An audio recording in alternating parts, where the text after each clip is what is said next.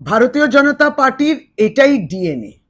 দিলীপ ঘোষের যে মন্তব্য মমতা বন্দ্যোপাধ্যায়ের সম্বন্ধে, প্রথমত পরিষ্কার হেরে বসে রয়েছেন এবং তার যে নিজের মধ্যে যে হেরে যাচ্ছি তার বহিঃপ্রকাশ পাচ্ছে।